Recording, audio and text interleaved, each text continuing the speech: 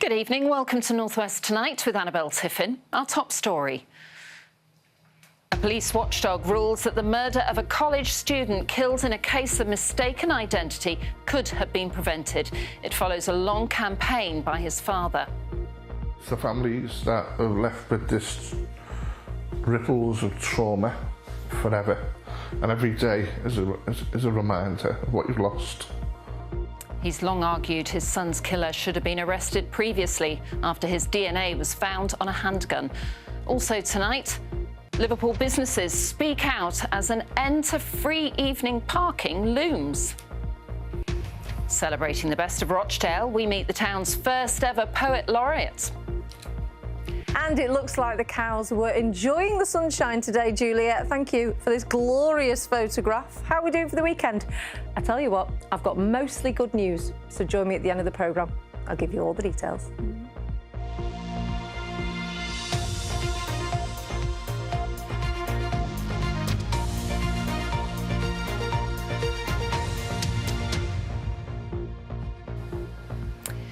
Mikey Rainsford was described as a fun-loving 20-year-old college student with his whole life ahead of him. But 5 years ago, in his family home in Litherland on Merseyside, a series of bullets were fired through his kitchen window, instantly killing him. It was a case of mistaken identity, and since then, his dad has argued that his son's death could have been prevented, a view that has now been upheld by the police watchdog, as Mairead Smith reports. Mikey was very shy and quiet as a little boy. He took up skateboarding, and then that seemed to be sort of like what was made him tick. As he got older, he was such a strong person, you know, clever, very dry-witted, friendly.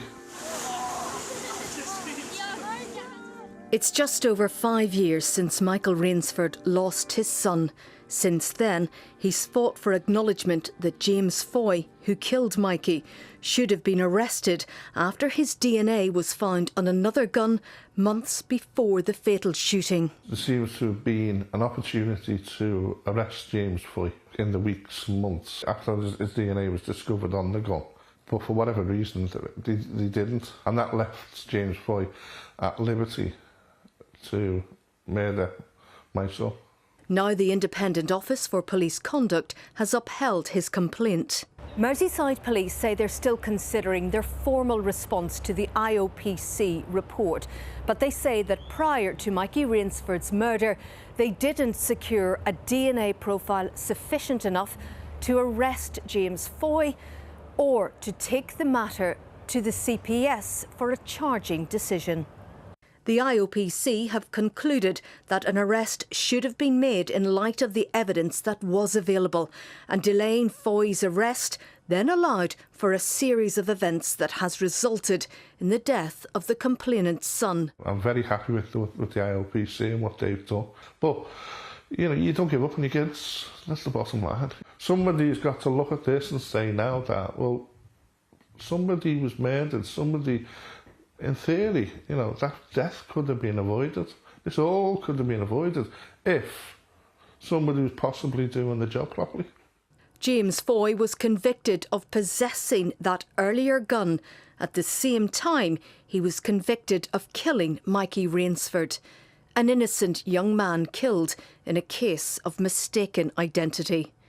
His dad, Michael, says he's now considering his next steps in the light of this latest report. I'd like what I've always wanted, accountability. I want transparency. It's not the convicted that get the life sentence because they get out one day.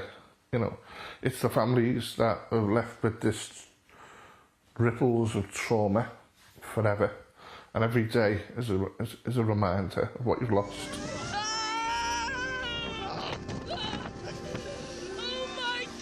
Mairead Smith, BBC North West Tonight. The 3 Merseyside police officers who confronted the Southport killer have been nominated for National Police Bravery Awards. First on the scene, Sergeant Gregory Gillespie, Constable Luke Holden and PCSO Timothy Parry ordered Rudy Cabana to drop his knife and arrested him after a struggle. He'd already inflicted fatal injuries on 3 young girls. Merseyside Police Federation says the officers' courage stopped more people being murdered. A man who fractured a 2-year-old's jaw and is described by police as a violent thug has been jailed for 10 years. Grant Edelston from Wesham in Lancashire denied causing the boy's injury, but a jury found him guilty of wounding and child cruelty. The judge said he displayed a chilling lack of empathy towards his young victim and was a high risk to children. Next tonight, free parking in Liverpool city centre after 6 p.m. will soon come to an end, despite strong opposition from local residents and businesses. Liverpool City Council says it's to stop reckless and inconsiderate parking, but the news has not been welcomed by traders. Anna Jameson reports. It's a sight that turns your stomach, and there could be more on the way, as free parking after 6 p.m. in Liverpool city centre will soon be scrapped. People come for a night out and it is expensive enough to start off with without having to pay for your parking as well. I do bridal hair, so I'd have to come back out, move the car, park somewhere else, come back in, so it will be a bit of a nag, really. They'll take your money. That's all they want to do. They just want to take your money. And it will soon sting for motorists, as charges nearly double. It's extortionate to charge £1.20 for half an hour. But that is similar in other cities like Preston and Manchester. They charge about that. Is that on the street parking or in private car parks? On the street parking. Yeah, I think it's disgusting. No matter where you go. I just feel like it has a detrimental impact to the businesses because it's an added stress. It's expected to raise around £240,000 for the authority, a decision made despite overwhelming public objection, particularly to the new 2-hour maximum stay. Here in the Hope Street area of Liverpool, it's vibrant. You've got bars, restaurants, people come to watch films and they come to the theatre. The council says it's listened and people will be able to park here for 4 hours. But it won't be free after 6, and not everyone is enthusiastic. Feels like no one's listened at all. You know, for a small business where we do rely on a lot of our trade being evening trade, coming in for, you know, tea time with the children, people that are coming in from the suburbs, all of a sudden, if that's an extra £8 plus on top of your bill, it is growing anyway in general. And I feel that we will lose trade to the likes of Allerton Road, Speak Retail Park, Edge Lane Retail, and, you know, the independents are going to suffer ultimately. In a statement, the authority says it currently has inconsiderate and reckless parking, which is making the city more dangerous for pedestrians and customers of bars and restaurants. What's the alternative? People want an alternative, and the alternative is not there. The public transport is not adequate. You look at the Merseyrail, it finishes at 11:30. It's only if you want to get a taxi or a night bus. More officers have been recruited, with changes starting in June. Anna Jameson, BBC North West Tonight in Liverpool. Now, some of Blackpool's holiday lets may have to close their doors just as the summer season is beginning. Owners say because of a change in tax rules on second homes, they're now being hit with more council tax. Dan O'Donoghue has been speaking to some concerned landlords. Judith has owned Westwood holiday flats in Blackpool for the last 20 years. That's the flat that is let at the moment. At £200 to £300 a week, the flats offer an affordable holiday to families on a budget. We have people that come here 8, 9, 10 times a year. This is the bed sit. It is an affordable rate, yes, and they can walk to town, they can park their cars. But the great-grandmother fears she may have to close after she was hit with a £20,000 council tax bill. I don't know what we're going to do. I honestly don't know. There's no way out. I got to a point where I thought, when I went to the hospital and to get my checks, I hope it's bad news and then I can get out of this. 6 of Judith's 8 holiday flats were reclassified as second homes under new tax rules which came into force in 2023. The rules mean that if a property, like this small holiday flat, is not occupied for at least 70 nights in a year, it will be treated as a home and will be liable for council tax payments rather than business rates. This is classed as a house now, a second home. And this is it. It's just unbelievable. Nearly 22 years we've been here, and I've never once, ever been behind with any of my payments. The tax changes are all part of a government crackdown on second homes, which are impacting housing supply in coastal and rural areas. Since the rules came into force, more than 800 properties in the northwest have been reclassified in this way, 50 of those properties are here in Blackpool. Ian White, who runs a hotel association in the town, has been contacted by 8 other businesses in a similar situation to the Robbins family. All of the ones that have contacted me are considering selling because they don't know where they're going to get the money to cover the bills. The government defended the new scheme and said businesses have been given a year to prepare for the change. Further north, in places like the Lake District, where second homes or holiday lets can account for 80% of housing stock in some areas, the rule change has been seen as a necessary step. You can get to a situation where so many properties are gobbled up by non-permanent residents. There's nowhere for those local permanent residents to live. So you lose your school, you lose your communities. More bills, Jordan. Judith is appealing the decision with the help of her grandson, but the family have been told the process could take 6 months. Meanwhile, the bills continue to stack up. I think we all just assumed it was a mistake, didn't we? Because these are holiday flats, they're not homes, nobody can legally live in them. Nobody wants to help, nobody wants to get involved, but the legislation needs to change or businesses and people's lives will be affected. Dan O'Donoghue, BBC North West Tonight. Now, high-speed rail for the north must be a priority for the new Labour government. That's according to the former Conservative Chancellor, George Osborne.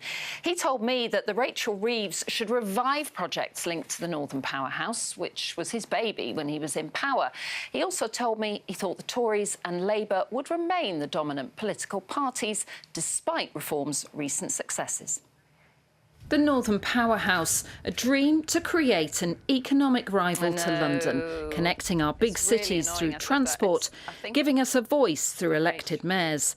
The former Conservative Chancellor and MP for Tatton drove the project, first announcing it in Manchester in 2014. A year later, it was part of his spring budget. Let's invest across our country, let people decide, and let's put the power into the Northern Powerhouse. But a decade on, has it been a success? Would it have been possible to get, in the politics of a city like Manchester, everyone to agree that we're going to have a single elected mayor?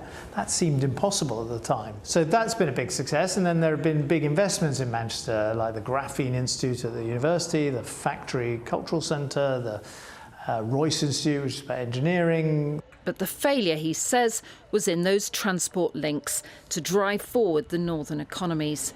Northern Powerhouse rail from east to west was downgraded by the Boris Johnson government, and the northern leg of HS2 hit the buffers when the then Prime Minister Rishi Sunak terminated the project, ironically when he was in Manchester.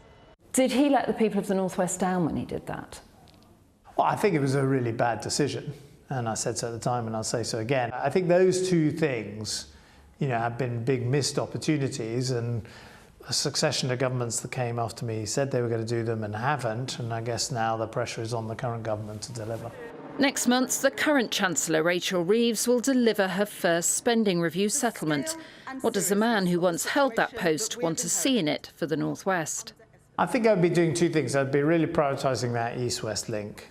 That it's been talked about, and there have been lots of promises to upgrade the existing Transpennine service, but fundamentally we want a new high-speed rail system of the kind you'd get, elsewhere in the world. And I think if I was her, I'd also sort of double down on the science in the universities in the Northwest. I mean, that's a big, big strength of the Northwest of England, and get behind those big research institutions, those big places where the students gather, because they are powerhouses for our cities in the Northwest. Do you miss the Northwest? Yes, of course. I mean, my work now is here, but I still get there occasionally.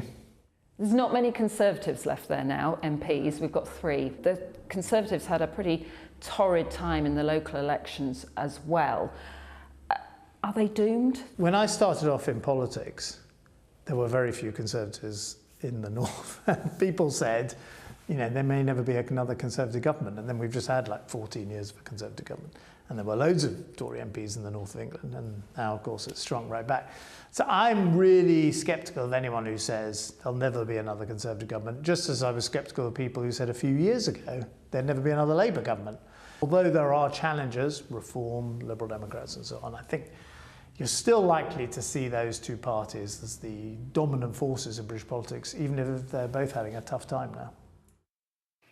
And we'll be talking about the Northern Powerhouse and high-speed rail a bit more with my guests, including the leader of one of our largest councils, on Politics Northwest at 10 o'clock on Sunday. That's on BBC One. We'll also be looking at the ongoing row over funding for Southport Pier. Now, though, let's get some of the other stories from BBC News Online, which people are reading this evening. Homes could soon be built on the site of the former Camelot theme park in Chorley under new plans. The park closed in 2012. Southport Hospital has introduced strict visiting restrictions to halt the spread of norovirus after a rise in cases there. And a developer has announced that they want to restore Wigan's 16th century Winstanley Hall and convert it into accommodation. Find out more at bbc.co.uk/local news or on the BBC News app. Now, Rochdale's first ever poet laureate, Sammy Weaver, says it is an honour to be given the title. The creative writer, who lives on a narrowboat along the Rochdale Canal, has been commissioned to capture the spirit of the town during its year as Greater Manchester Town of Culture. Davinia Ramos went to meet her. You're the colour of what made this town.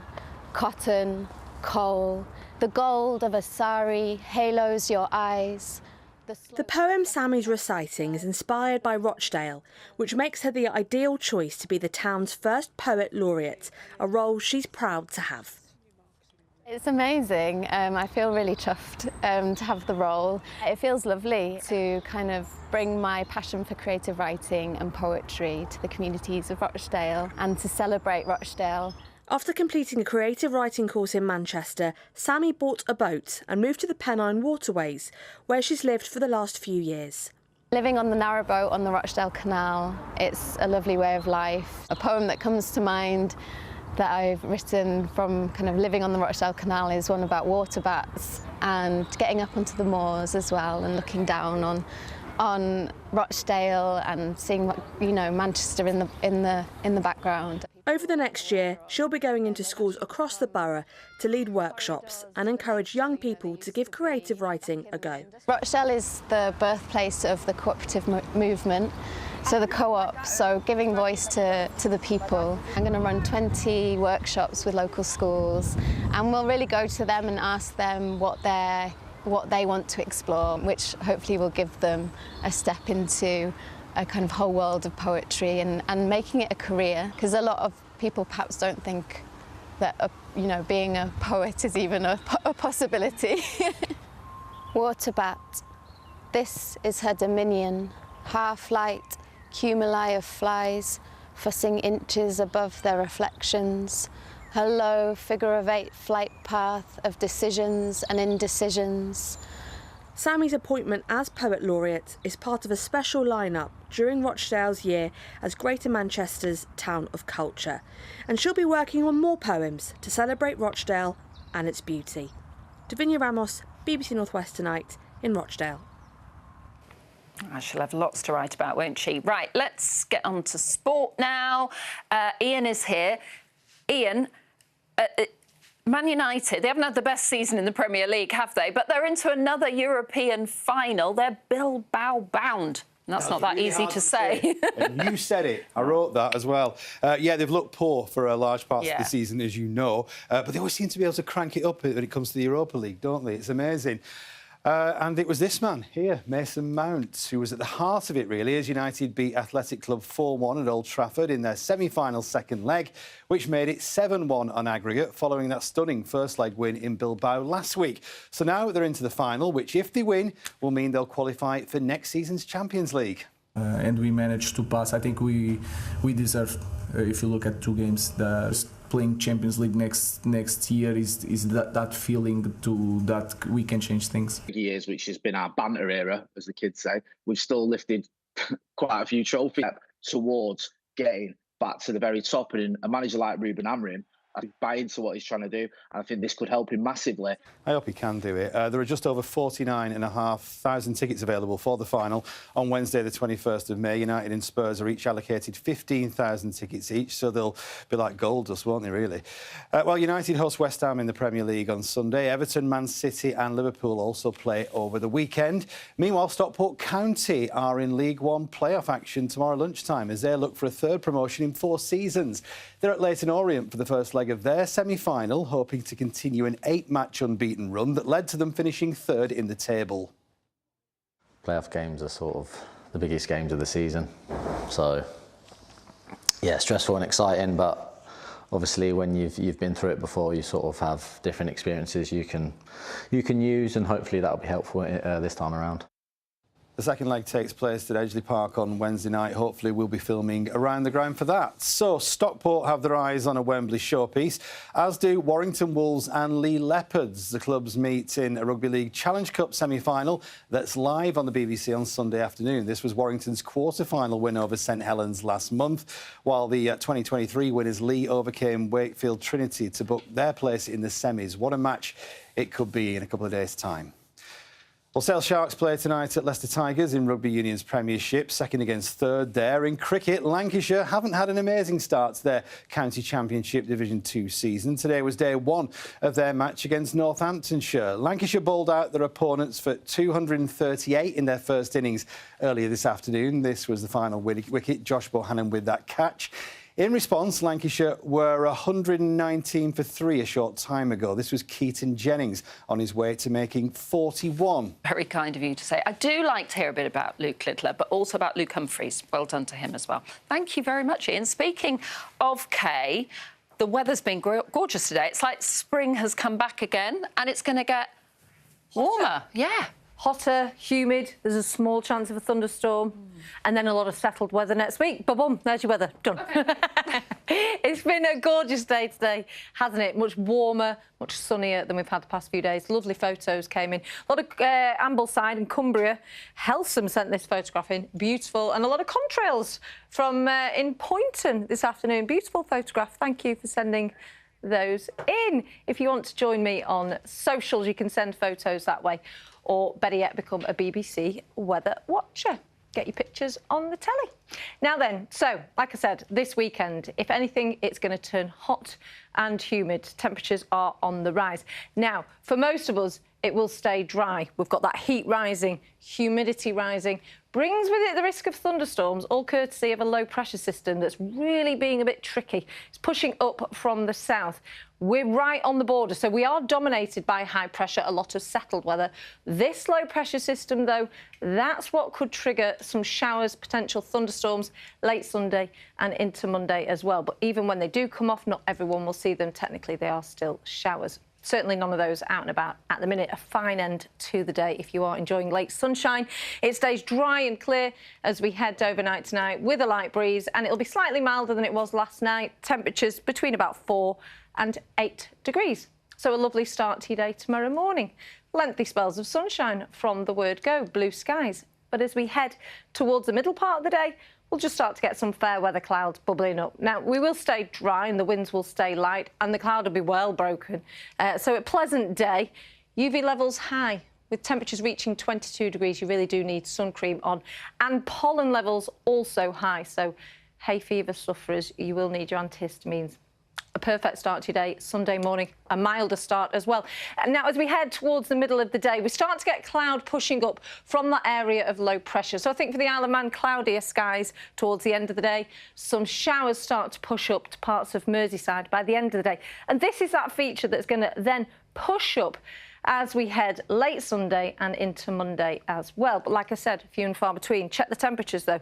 24 or 25 degrees the high. And that is your forecast. A hot and humid weekend. Oh, that's nice. Something to look forward to, I suppose, if you like that kind of thing. Kay, thank you very much. Now, before we go, there were commemorations across the region last night for the 80th anniversary of VE Day, and we want to leave you this evening with a few of the most memorable images from those events and services that were held. Yes, all around the northwest, beacons were lit after 9 p.m. to mark the end of World War II in Europe and the sacrifices made for freedom.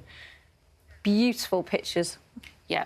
And thank you so much for watching last night, and we hope you enjoyed those celebrations. Here are a few more of those pictures. Good night.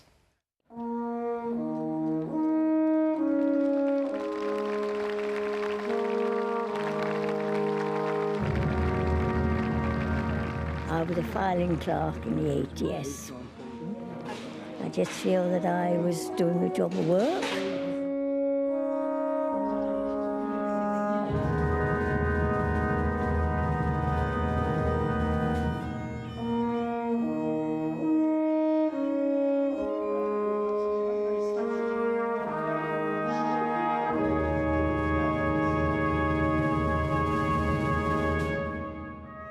When the war finished, I was in Japan. I was down in the shipyards when they dropped the atomic bomb.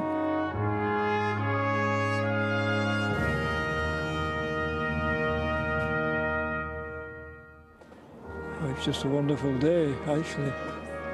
Everybody's free these days, and as it should be. It was hard work getting here.